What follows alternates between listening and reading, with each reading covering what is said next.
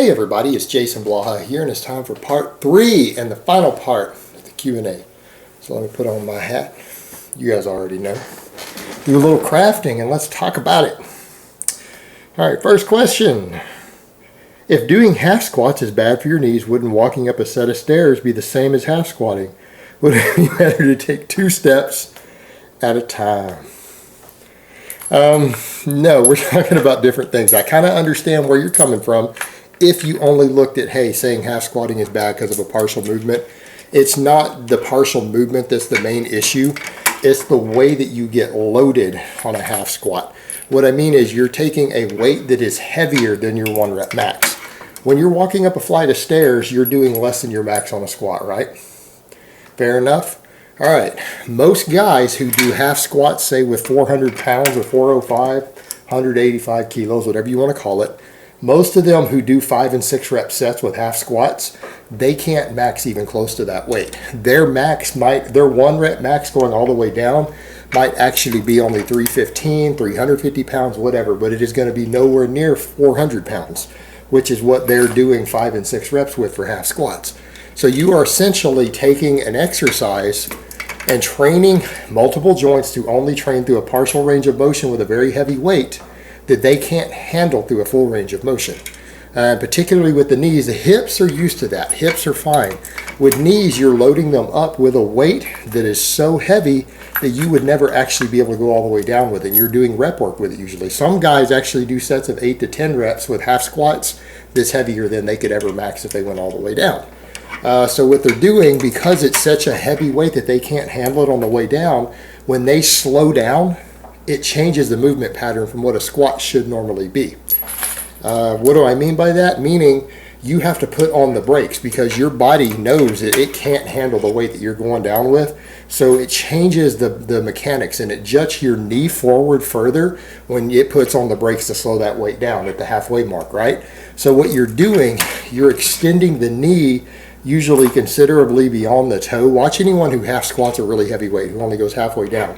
Watch their knee tracking, and you're going to find that their knees, most of the time, when they reach that midway point, goes several inches past their toe. Now, if you're going really, really deep and you're able to handle the range of motion, your knee going past your toe is usually fine. But doing it at the midway point in the lift is actually what puts a lot of shearing stress on the knee joint. It can cause problems there. And what you're actually doing, you're not only putting shearing stress on the knee joint at a bad angle in the movement, you're doing so with a weight that is considerably heavier than your actual max is on that exercise. So you're putting the knee joint, you're subjecting it to a load that it would never be able to handle normally through a normal range of motion in an anatomically bad position. So yeah, half squats will damage your knees. Full squats are actually better for your knees. So that's what's going on. So please don't confuse that with taking steps upstairs. Now, steps upstairs can, over time, mess up knees due to just the loading of it, usually for people who are very overweight, people who carry large packs and everything, firefighters, people like that. It can beat up their knees, and they sometimes need physical therapy. But let's not confuse the two. It's nothing like a half squat. All right, next question. Jason, how many reps is it okay to sacrifice in order to increase the weight on the bar and still successfully achieve progressive overload? There isn't any. Meaning, does someone achieve progressive overload if they get stronger on a single rep max? Yeah. Do guys who train using the Bulgarian method, using nothing but singles for a year straight, do they gain muscle? Yes. So the answer is however many it takes. If you add weight to the bar and you're able to do a number of reps that you've never done before with that weight, you've progressively overloaded. Doesn't matter how many reps you lose. People get too caught up in this total tonnage per workout when your goal should actually be to either increase tonnage with the same weight or with the same reps. That's the way to look at it instead of total tonnage, because people get this idea that, well, because they've lost reps, but they've added weight on something that is less overload. No, you've added tension. And the way to look at it, if you've been doing 8 reps with a given weight and you increase the weight and drop to 5 reps, have you progressively overloaded? The answer depends on how strong were you last time you did 5 reps. Meaning, if you went from doing 240 pounds down to 200 pounds when you went from 8 to 5 reps, That's not a problem. A lot of people say, well, that's 40 pounds less on the bar. That's less overload when you look at the total tonnage or whatever. Actually, I did it wrong in my head. It would be if you were doing 200 with 8 and you went to 240 for 5, right? Like, well, again, it's only 40 pounds, but I would say you've overloaded if when you had done 5 reps before, weeks or months before, you did 235. That's what you need to be comparing. You don't compare given reps versus weight change. You compare, can you do more reps with the same weight than you previously could ever? Or can you do more weight for the same number of reps than you could ever? What was your 5 rep sets in the past? If you've increased anything on that, you've progressively overloaded. Or what was how many reps you could do with that same weight before? Let's say that before you had been doing only 4 reps with 240, but then you have been doing 8 reps with 200, then you drop down to 240 and you're able to get 5 when you'd only been able to get 4 in the past with that. Then you've progressively overloaded. You don't need to look at it in terms of comparing rep range versus weight, because that is not an apples to apples comparison. That's a different loading parameter. What you need to look at is, have you increased in either the weight on the bar or the number of reps you can do with a given weight. All right, that's what always determines your overload. That's the way you need to look at it. Have you progressed or not? Anytime you're able to add weight, that's progressive overload, even if you lost reps. Even if you went all the way down to 1 rep, that's still progressive overload. If you've never lifted that weight for a single rep before, you've progressed. Same thing, if you've never lifted a given weight for a given number of reps, in that case 1, you've never done that weight for 1 rep before, therefore that's an overload. But if you've never done a given weight for 8 reps before, only 7, and you get 8 with it one day, that's also progression. That is what progression means. How many reps with a given weight have you improved? Don't look at it in the other way and worry about counting reps down. That's not going to be a useful tool. That's not going to be a fixed number.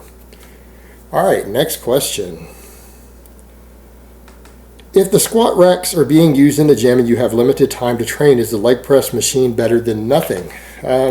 Entirely depends. That depends on what your training program is and what your goals are, because for leg hypertrophy, it might be if that's all you care about.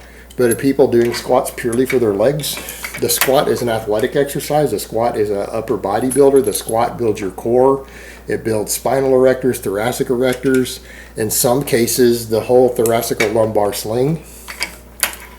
It's not just a leg exercise. The squat is almost a full body exercise, and it is an amazing athletic exercise. So no, it's not going to replace it. But if all you were doing was leg hypertrophy, then I suppose yes.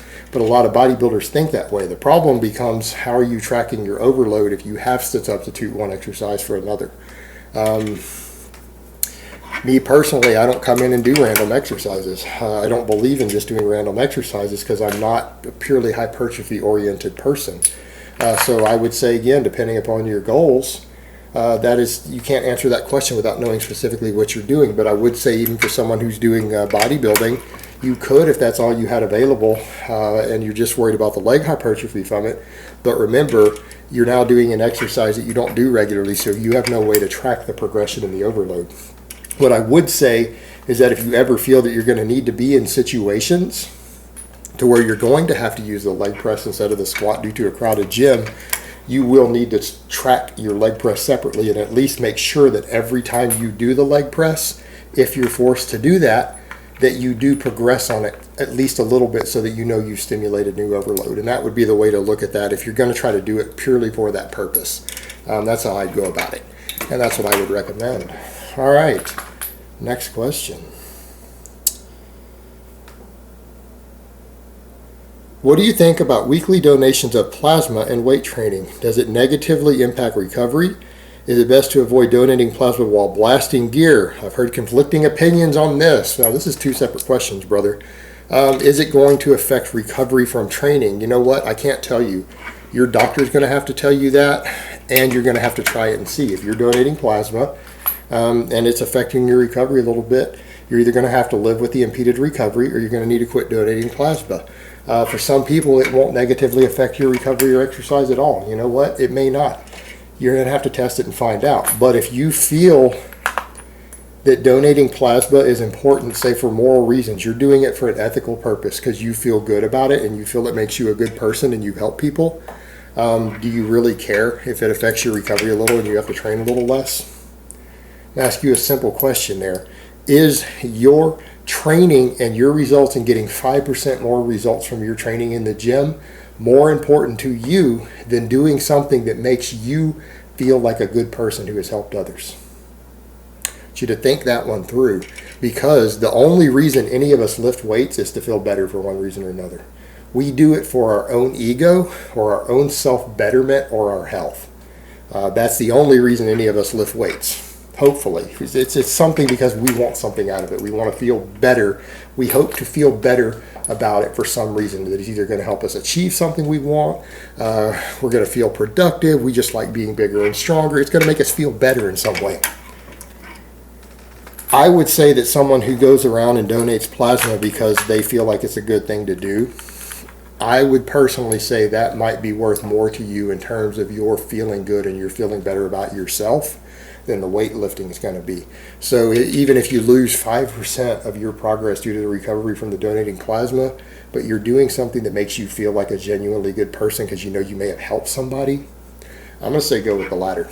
You're going to feel better for it in the long run, and that good memory is going to stick with you longer through your life when you have to reevaluate your sense of self than that extra half ounce of muscle is going to be. So look at it that way. That's the way I would approach it personally. All right, next question and last question of the week. What are your thoughts on the Olympic lifts for athletes? Joe Defranco says that they are safer and better alternatives, but a lot of other coaches seem to use them a lot. I agree with Joe Defranco here. Actually, I like Joe Defranco in general. He's a fantastic coach. I'm not going to lie. Joe Defranco is a fantastic coach, flat out. Now, I think his assessment's correct. Are the Olympic lifts good explosive exercises? Sure they are. They teach explosiveness. Are they the safest and best way to learn explosiveness? No, they aren't. Why? Because they have a movement pattern you have to learn and program that has a complexity and a risk factor to it.